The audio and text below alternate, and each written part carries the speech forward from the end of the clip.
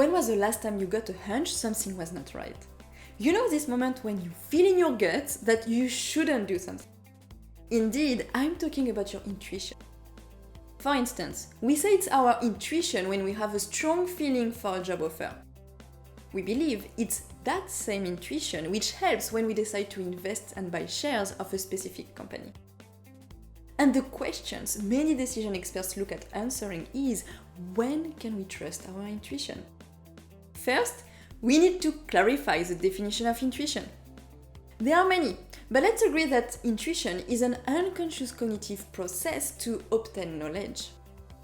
We could say that intuition is knowing without knowing how we know. But I really like the slight correction made by Daniel Kahneman. He is a famous expert in judgment and decision making. And for him, intuition is thinking we know without knowing how we know. We can find a great example of this correction in the work of the author and psychology doctor Philip Tetlock. In one of his most famous studies, Tetlock assessed the ability of experts to make accurate forecasts over 20 years. He looked at a great variety of topics, with thousands of predictions.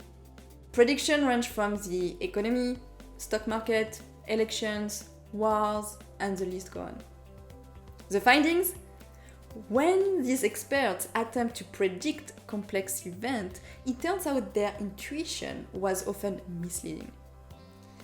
How much of the mark were they getting? According to Tetlock, their predictions were as good as dart-throwing chimpanzees attempting to hit their target. Experts were no better than random guessers. And the experts' results were even worse if they were famous. So it turns out that we are not so good at educated guess for events that could happen in the far future. And what about events that occur almost immediately? Would intuition work out in these situations? What Daniel Kahneman implies when he says that we think we know is that our intuition can often go wrong. Your intuition can tell you number 10 will win this horse race. But if you add I think as I think number 10 will win this horse race, this makes a huge difference.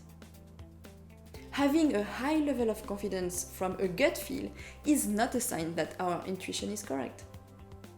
In fact, for intuition to work accurately, there is a set of specific conditions to comply with. So what are they? Let me illustrate them with some situations where intuition is likely to be accurate. We can see intuition in the genius of a chess master. With a simple glance at a board, she can predict the number of plays before checkmate. We can see intuition in the premonition from the firefighter that knows when a house in flames that something is wrong and just evacuates seconds before the building collapses. We can see intuition in couples that have lived together for decades. The husband calls his wife over the phone with just a single word. She knows what mood he is in. So, what do these situations have in common and make our intuition accurate? According to Kahneman, there are three things. First, the regularity of the situation. Without regularity, you can't learn. That's a reason why intuition doesn't work with the stock market, because situations aren't regular enough to learn from them. Second, you need a lot of practice. The chess master, the firefighter, and the married couple have dozens of years or more of practice. It allows them to unconsciously draw from this accumulated experience to form their intuition. And finally, you must have immediate feedback. That's to say, you quickly know whether or not your decision is right or wrong. For instance, if you make the wrong move on the chessboard, this could quickly end the game. So, the next time you face a decision and want to follow your intuition, ask yourself if these three conditions are satisfied.